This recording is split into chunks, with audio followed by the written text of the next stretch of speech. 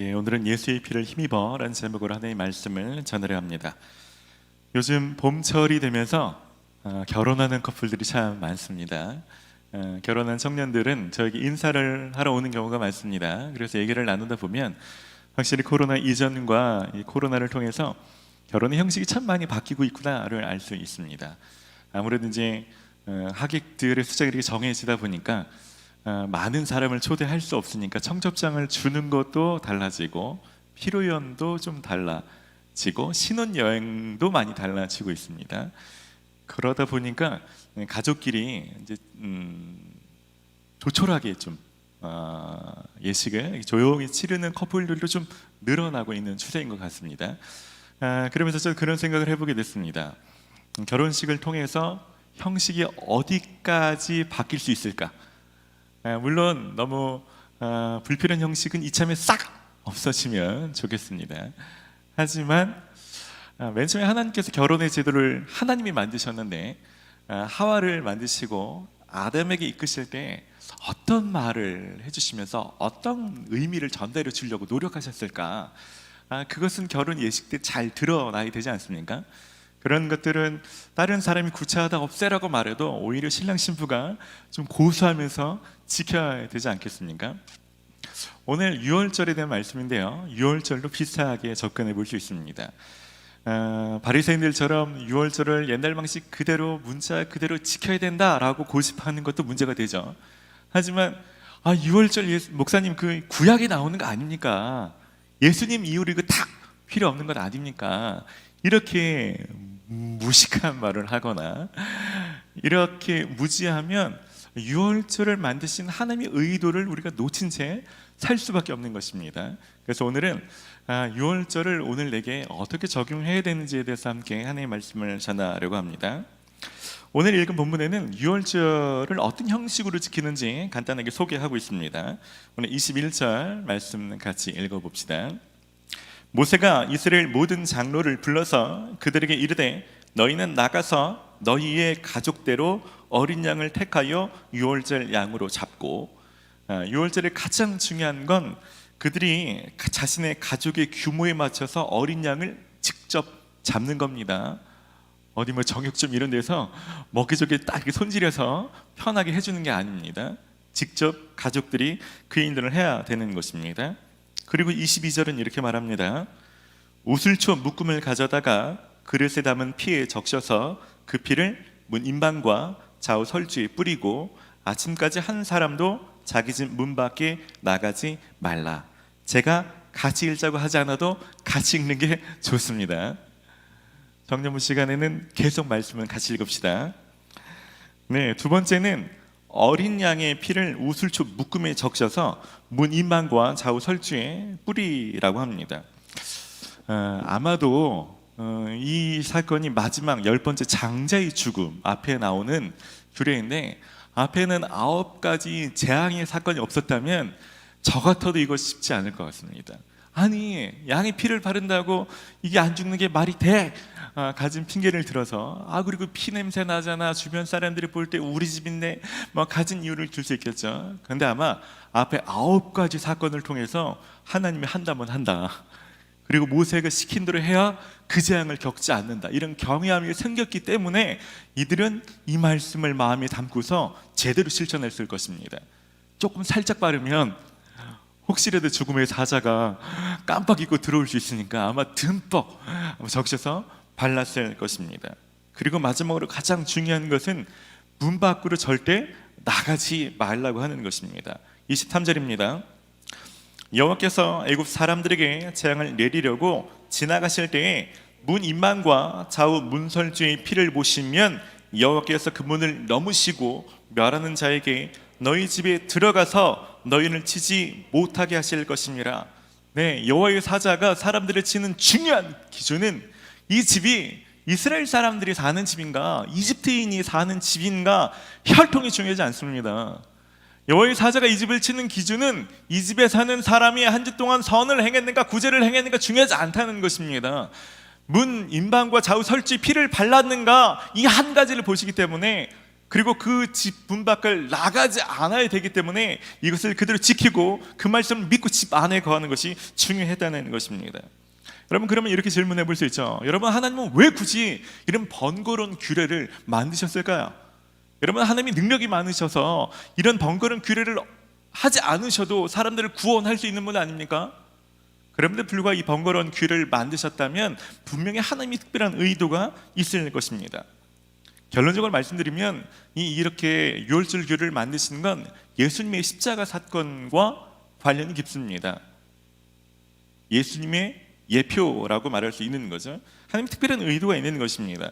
여러분, 이것을 깊이 이해하기 위해서는 성경에 나오는 피에 대한 규례를 좀 이해할 필요가 있습니다. 레위기 17장 11절입니다. 육체의 생명은 피에 있음이라 내가 이 피를 너희에게 주어 제단에 뿌려 너희의 생명을 위하여 속죄하게 하였나니 생명이 피에 있으므로 피가 죄를 속하느니라. 여러분, 사람이 죄를 지면 그 사람이 죄인이고 죽을 죄를 졌으면 그 사람의 피를 흘리며 그 사람이 죽어야 되는데, 그러면 이 세상에 남을 사람이 없는 거죠. 모두가 죄인이니까. 그래서 하나님께서 은혜의 방법을 내주시는 거죠.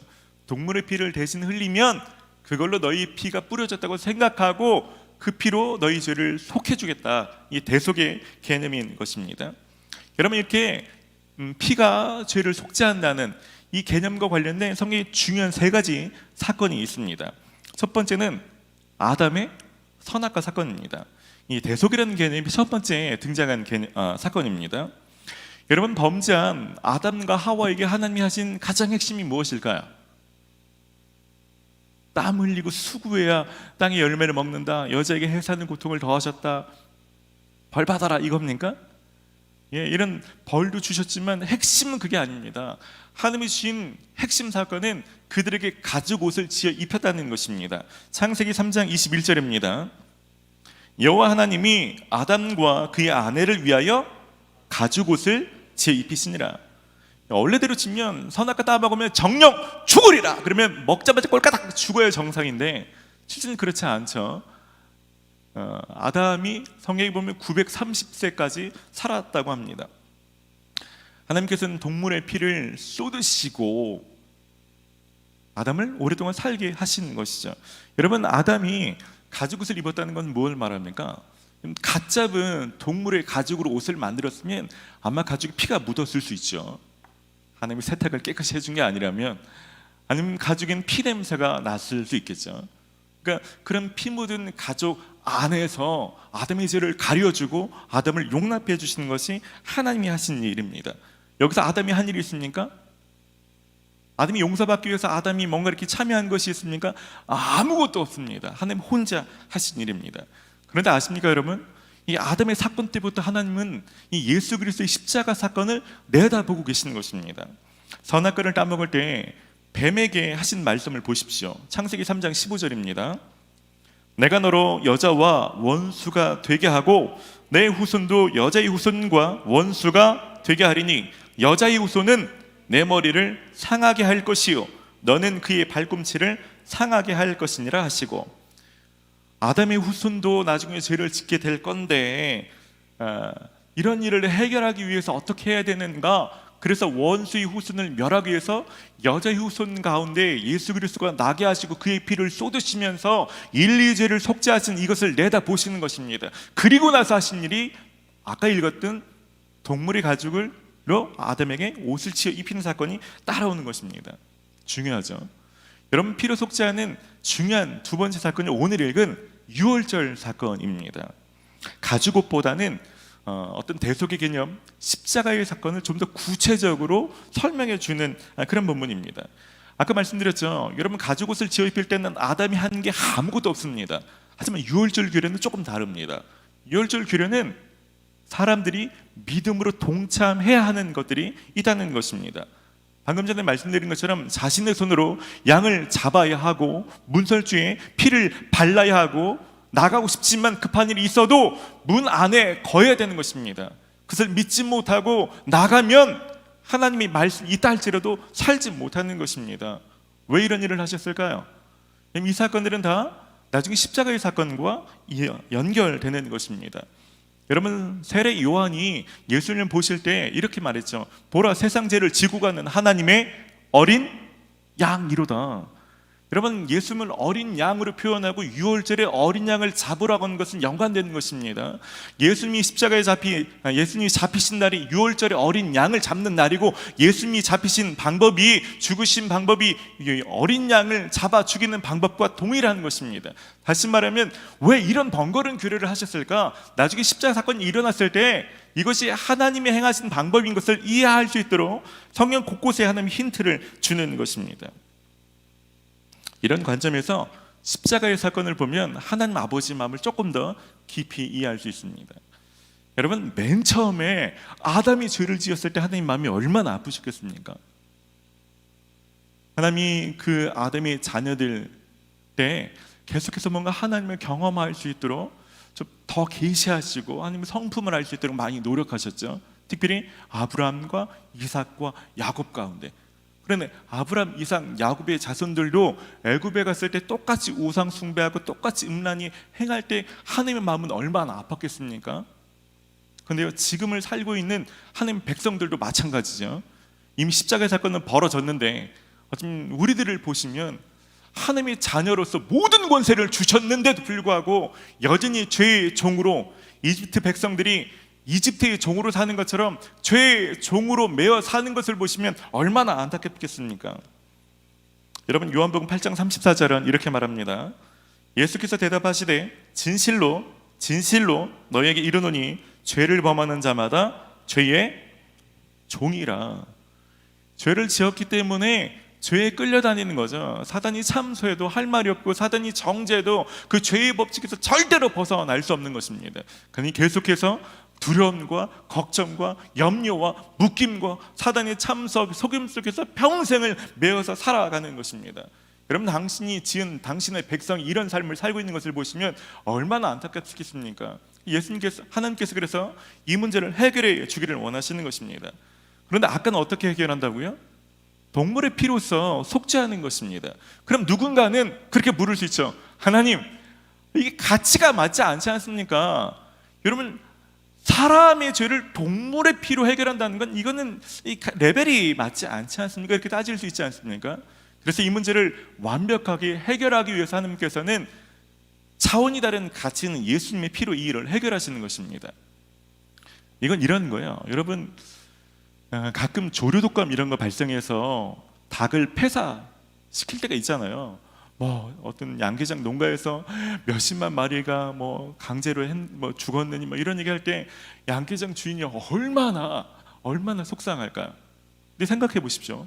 어떤 양계장 주인이 내가 키운 이 닭 이렇게 죽일 수는 없다, 내가 대신 죽으리라, 이런 양계장 주인이 있겠습니까? 심정은 그런 심정일지 모르지만 실제로 그렇게 하시는 분이 있을까요?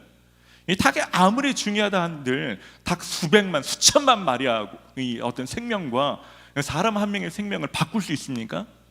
바꿀 수 없죠. 마찬가지입니다.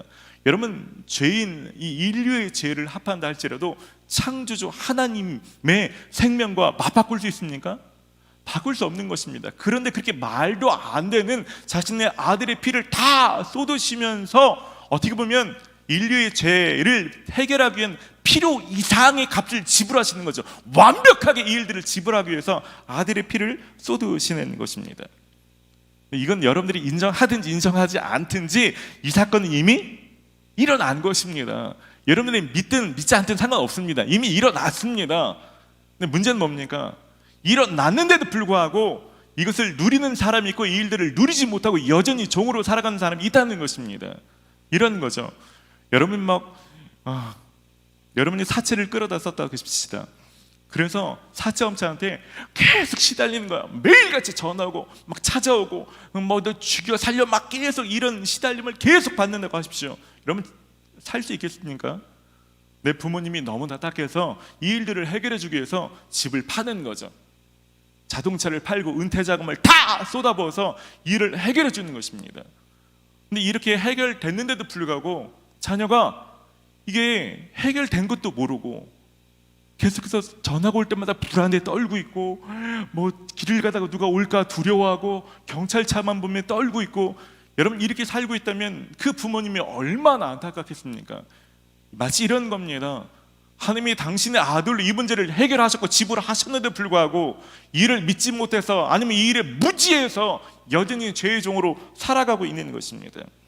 여러분 현대 얼마나 많은 크리스천들이 여전히 이 복음을 알 것 같으면서도 모르기 때문에 구원받았다라고 말하지만 실제는 복음의 그 본질을 잘 알지 못해서 사단의 참소와 사단의 거짓의 어떤 정죄감의 공격 가운데 여전히 종처럼 살고 있습니까?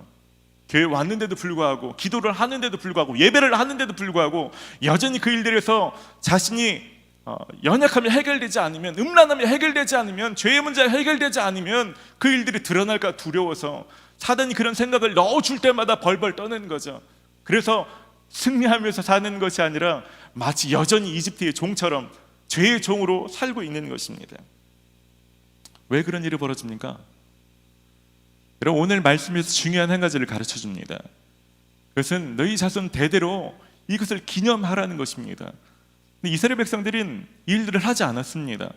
성경을 읽어보면 실제로 유월절은 히스기야나 요시야 같은 왕 외에는 아무도 지키지 않습니다. 그러니까 하나님이 말씀하신 우리가 연약함에도 불구하고 우리를 용납하시는구나, 그 하나님의 의도를 누리지 못하는 것이죠.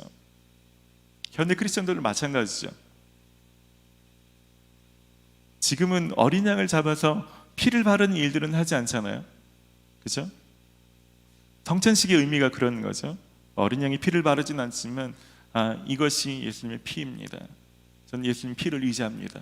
그런 마음으로 성찬식에 참여하고 경배 찬양 가사 중에 예수님 피에 대해서, 보혈에 대해서 나올 때마다 이것에 대해 깊이 진지하게 맞닥뜨리면서 예수님이 흘리신 피가 싸구려가 되지 않도록 이 일들이 나 때문에 일어난 그 사건을 무겁게 받아들이면서 그 피 안에 자기가 보호받으면서 다시 그 피를 의지해서 나가야 되는데 그렇지 않는 거죠. 본문의 이스라엘 백성들은 이 일들을 어떻게 잘할 수 있었을까요? 곰곰이 묵상해 보면서 우리하고의 큰 차이 중에 한 가지는 앞에 9가지 재앙이 있다는 것입니다. 9가지 재앙을 통해서 하나님을 경외하는 걸 배운 거죠. 저도 제 삶을 좀 돌아보게 됐어요. 묵상하게 되면서 저도 고등학교 때 예수님을 만났고, 만날 때 뜨거운 눈물이 있었고 뜨거운 회개가 있었죠. 그리고 간단 이전도의 복음은 들었죠. 실제로 살면서는 그 복음을 계속 누리지는 못했던 것 같습니다. 내 삶의 경건이 조금 무너질 때마다, 내 삶에 무엇인가 잘 안 될 때마다 하나님의 관계는 계속 뒤틀리는 거죠. 마치 예수님이 제자들처럼 나를 통해서 뭔가 일이 일어나면, 병자가 낫거나 복음이 전해지거나 기적이 일어나면 내가 잘하는 것처럼 생각되고, 혹시 내가 조금이라도 부족하면 그 일이 안 일어날 것 같고, 예수님을 믿지만 죄의 문제가 해결되진 않지 않습니까? 사람이 내 안에 음란함의 문제, 교만함의 문제, 거짓 때문의 문제, 사람들이 희생과 섬김을 말하지만 나도 인정받고 싶고 높아지고 싶은 문제들, 이런 건 잘 해결되지 않잖아요. 그때 사단은 계속해서 그걸 참소하죠. 자격이 없는 사단인데 마치 자격이 있는 것처럼 참소합니다. 네가 그래서 무슨 목사야? 너 이거 사람들에게 까발려주면 어떻게 할래? 너 이거 해결되지 않는데 이거 가르칠 자격이 있어? 야, 복음이 힘이 있냐? 네가 믿는 예수가 네 삶에 어떤 변화를 일으키는 거야? 라고 말할 때 사단은 자격이 없으니까 넌 내게 자격이 없어 라고 말해야 되는데 어느샌가 그 말을 묵상하고 있는 거죠. 그리고 그 말에 내가 가서 막 브라셀 맞아서 곰곰이 씹어서 막 아파서 예배 나갈 때마다 자격 없어서 막 그러면서 얼굴도 못 들고 막 있는 거죠. 여러분, 분명히 말씀드린데 그것은 복음이 아닙니다. 복음은 그게 아닙니다. 복음은 아까 말씀드린 것처럼 이스라엘 백성들이 선을 행해서 그들의 불한 점이 해결돼서 성숙해져서, 그래서 여호와의 사자가 패스오버한 게 아니라는 것입니다. 그들은 여전히 연약한데, 선을 행하지 않았는데, 이집트의 우상 숭배에 참여했는데, 음란했는데, 어쩌면 6월절 이후에 광야에서 금송아지 사건에 또 참여할까 하나님이 아셨는데도 불구하고 지금만큼은 어린 양의 피를 의지하면 그대로 받아주신다는 것입니다. 복음은 내 죄의 문제를 완벽히 해결할 때 주님이 받아주시는 것이 아니라, 이것이 연약해도 주님은 받아주신다는 것입니다. 나의 문제가 아니라 예수님의 피뿌림의 문제인 것입니다. 예수님 때문에 받아주시는 것입니다. 여러분, 이것은 복음이고 예수님이 완벽하게 지불하시는 거죠. 그래 지금 이렇게 말할 수 있습니다. 그래 나 자격 없어, 이 문제 해결 안 될 거야. 그런데 분명한 건 너도 자격 없어. 넌 내 삶에 아무런 힘이 없다. 나는 예수님의 피를 의지한다. 나는 예수님 피 안에 거한다. 너는 나를 해야 할 만한 힘이 아무것도 없다 라고 말할 수 있는 거죠. 내가 연약함에도 불구하고 나를 받아주시는 것이 그것이 복음이다, 이것이 하나님이 정하신 방법이다 라고 말하는 것입니다. 삶에 일어나는 많은 일들 속에서 이전에는 복음을 막 머리로만 알았지만 삶의 크고 작은 마치 9가지 재앙처럼 겪으면서 하나님 진짜 살아계시는구나, 내 실패와 넘어짐을 반복하면서 나는 자격이 없구나, 나는 개선이 안 되는구나, 나는 예수님이 필요하구나. 여러분, 9가지 재앙을 통해서 바꾸는 것처럼 제가 10대 때 예수님을 아는 거하고 인생의 크고 작은 사건을 겪으면서 지금 나이 때 정말 저는 아무것도 아닙니다. 주님 진짜 살아계십니다. 그래서 제가 저를 의지하지 않고 예수님의 피를 의지합니다. 예수님을 의지합니다 라고 고백하는 것은 아주 큰 차이가 있는 것입니다. 여러분, 오늘도 동일하게 하나님께서 우리들 가운데 이집트 백성들이 아니라 이스라엘 백성들 가운데 행하셨던 그 구원의 일들을 우리들 가운데 행해 주기를 원하십니다. 여러분들, 하나님으로 말미암아 이 온전한 구원과 자유됨을 경험하기를 원하시는 분이 있습니까? 설교 준비하는데 그런 마음이 들었어요. 어떤 사람들은 하나님께서 낮아지라고, 너 자격 없다고, 너 아직도 모르냐? 넌 나가 필요하다고, 이거 알게 하시려고 9가지 재앙을 반복해서 주셨는데, 그러면 지금쯤이면 항복하는 게 정상인데 마음이 강박하기가 바로 같아가지고 아직도 자신을 의지하려고 하는 사람들이 있는 거죠. 여러분, 오늘 항복하십시오. 여러분, 오늘 두 손 드십시오. 여러분의 어떠함을 고쳐서 쓰려고 하지 마시고 그냥 하나님의 방법에 전적으로 제가 수용합니다, 하나님 방법이 옳습니다, 예수님 피를 의지합니다, 나가시기를 바랍니다. 여러분, 아까 말씀드렸죠. 여러분, 예수님의 피를 의지하는 것은, 어린 양을 잡는 것은 누가 해주는 것이 아닙니다. 가족별로 자기가 해야 되는 거죠. 여러분, 교회 온다 할지라도 여러분 목회자들이, 찬양 인도자가 예수님의 피가 있습니다, 권세가 있습니다 이렇게 고백해 주는 것을 여러분 숟가락은 얹지 마십시오. 여러분의 입을 여셔야 됩니다. 주님, 제가 주님을 의지합니다. 주님, 저는 예수님의 피가 필요합니다. 예수님의 피가 아니면 저는 자격이 없습니다. 자격이 없지만 주님 저를 받아주십니다. 그래 주님 이 자리에 나왔습니다. 입을 여십시오. 입을 여십시오. 여러분, 그 피 안에 숨으십시오. 그래야 여러분 죽음의 사전 떠나가는 거고 힘을 잃고 여러분 가운데 하나님의 능력이 있는 것이죠. 여러분, 오늘 그렇게 좀 하나님 앞에 좀 나아갑시다. 우리 좀 말씀을 기억하며 같이 좀 찬양하고 싶어요. 그래서 찬양할 때 그런 마음으로 좀 찬양합시다. 이집트 사람들, 이스라엘 사람들이 9가지 재앙을 겪으면서 처음에는 교만하고 하나님 무시했지만 지나면서 진짜 그렇군요 하나님 인정했던 것처럼, 여러분 인생을 좀 돌아보십시오. 하나님 진짜 하나님 살아계십니다. 제가 10대 때처럼, 옛날 혈기왕성했을 때처럼 하나님 저를 또다시 의지하고 또 무너지고 자괴감이 들고 이 쳇바퀴를 오늘 끊어내기를 원합니다. 저는 자격이 없습니다. 전 주님이 필요합니다. 주님, 주의 피로 저를 좀 덮어주십시오. 그런 마음으로 우리 함께 찬양하며 나갑시다.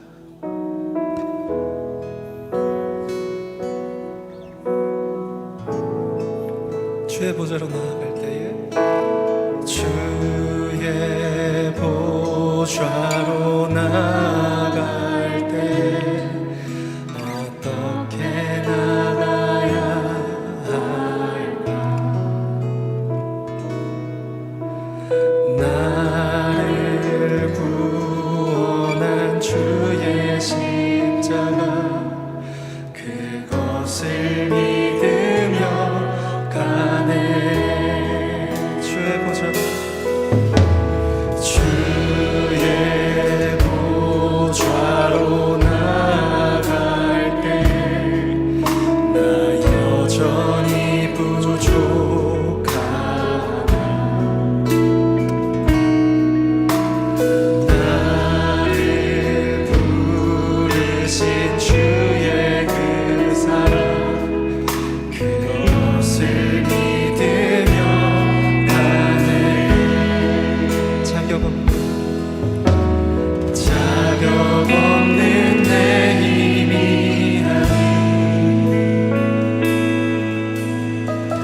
오직 예수님의 보혈로 자격 없는 내 힘이라니 오직 예수님의 보혈로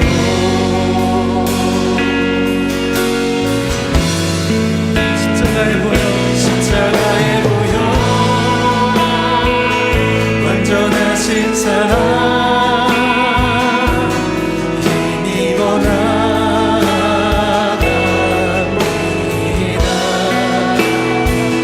십자가의 보혈 완전하신 사랑 힘입어 예배합니다. 십자가의 보혈 십자가의 보혈 완전하신 사랑 힘입어 나갑니다. 십자가의 보혈 완전하신 사랑 힘입어 예배합니다. 십자가의 보혈 십자가의 보혈 완전하신 사랑 힘입어 나갑니다.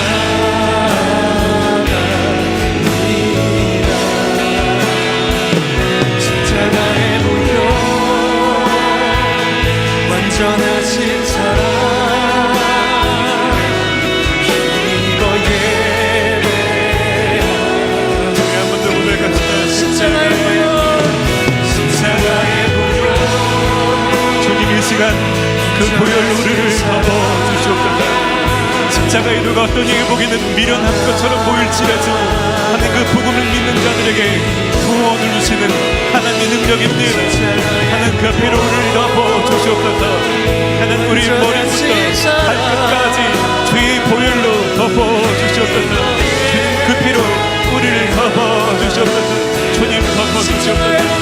주님 이 시간 다른 것이 아니라 내 경건이 아니라 하나님 내 의로움이 아니라 한때 넘어지지 않는 내 삶의 어떠함이 아니라 하나님 주님을 의지합니다.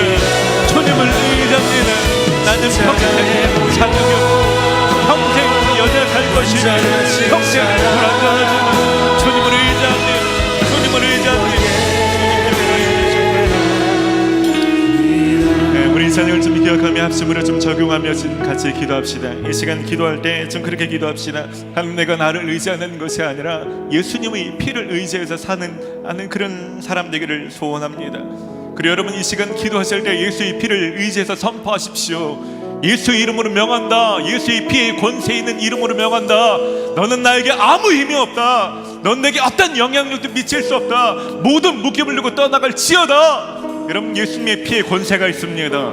여러분 예수님 피를 의지하여 그 안에 거할 때 그 어떤 누구도 여러분들을 해칠 수 없습니다. 여러분 선포하십시오. 입을 열어 선포하십시오. 특별히 여러분 한 부류의 사람들을 위해서 기도하기를 원하는데요. 여러분 어떤 분들 중에는 죽음이 두려운 분들이 있습니까? 죽음이 묵상되는 분이 있습니까? 죽음의 문턱에서 살아가는 분들이 있습니까? 여러분 그들을 하나님 이 시간 자유케 하기를 원하십니다. 여러분 예수님의 피로 여러분들을 선포하기 시작할 때 여러분 그 모든 죽음에서 여러분을 넘어가게 하실 것입니다. 여러분 그런 분들이 있다면 이 시간 좀 일어나서 기도합시다. 하나님 이 시간 주의 피로 나를 덮으시옵소서. 이 시간 주님 피를 의지합니다. 예수님 피를 의지합니다. 그렇게 기도하기를 원하시는 분들 좀 일어나서 결단하며 좀 같이 기도합시다. 하나님 이 시간 기도합니다. 하나님 이 시간 사단은 우리를 참소한다 할지라도 하나님 내 삶은 연약할지라도 내 삶은 여전히 부족하고 여전히 없나는 할지라도 그래서 자격이 없고 그래서 너는 안 되고 그래서 너는 이 일들이 해결되기 전까지는 이 문제가 해결되기 전까지는 너는 은혜 받을 자격이 없고 네가 공동체 안에 설 자격이 없고 네가 아버지 안에 걸 자격이 없고 그 모든 것들을 속이는 너 사단아 예수의 이름으로 명한다. 이 시간 예수의 피 그 권세 있는 이름으로 명할 때 어느 이들 가운데서 떠나갈지어다 떠나갈지어다. 하나님의 시간 주의 보혈로 하늘 여기 있는 모든 성도들을 주의 피로 인쳐 주셨다. 삶이 나아져서가 아니라 복음의 원리 가운데 나아가기를 원하며 복음의 그 원리 가운데 하나님의 복음의 진리 가운데 나아갑니다. 하나님의 내 삶은 여전해도 저는 복음의 힘이 있고 복음의 능력이 있습니다. 저는 그 복음의 권세가 있으며 하는 그 복음 안에 설 때 하나님의 그 십자가의 배가 하는 오늘 나의 것이 필요하여 하나님 그 십자가의 배가 죽음에서 떠나가게 해주시고 하나님 이들을 공격하는 사단의 모든 정죄와 하나님 사단의 모든 유혹으로부터 이들을 보호하여 주셔서 죽음을 묵상케 하는 하나님의 공격을 일어나여 주시고 죽음의 시름 가운데 살아가는 하나님 모든 우울증과 공황장애와 자살의 충동과 죽음에 대한 묵상이 이 시간 예수 이름을 명하노니 너희는 떠나갈지어다 너희는 떠나갈지어다 저는 이 시간 자유케 하여 주시옵소서 주님 이 시간 가운데 역사하여 주시옵소서 주님이라여 주시옵소서. 우리 마지막 한 번 더 기도할 때는요 여러분 가족을 위해서 기도합시다. 세례 지체를 위해서 기도합시다. 하나님 우리 가족이 돈을 의지하는 가족이 아니라 다른 경력이나 어떤 사회적인 성공을 의지하는 것이 아니라 부질없는 것인데 나중에 다 잃고 나서 그때 예수님을 찾는 것이 아니라 지금 예수님을 의지하는 가정이 되게 하여 주시옵소서. 여러분 상상의 눈으로 여러분 집안에 예수의 피를 좀 바르십시오. 안방, 거실, 구석구석 나는 경건할지 모르지만 하나님 모르는 내 부모님이나 형제자매가 있다면 주님 이 방을 보호하여 주시옵소서. 음란은 떠나가고 거짓은 떠나가고 세상의 모든 것들은 떠나가고 주님 이 집안을 주의 피로 덮어주십시오. 여러분 셀을 위해서 기도하십시오. 예수님의 복음을 잘 알지 못해서 신앙의 위기 가운데 있는 사람들 한 그들을 보호하여 주시옵소서. 삶이 무너져서 관계마다 끊어지는 사람들 가운데 우리는 연약할지라도 주님 절대 놓지 않으시는 그 복음이 깨달아지고 믿어지고 생각나게 해달라고 여러분 가족과 셀의 멤버들의 이름을 불러서 좀 기도합시다. 하나님 이 시간 가운데 합심으로 기도합니다. 하나님 이 시간 예수 그리스도를 믿는 우리가 가족을 위해 셀을 위해서 기도할 때 하나님 집안의 곳곳을 예수의 피를 갈라 기도합니다.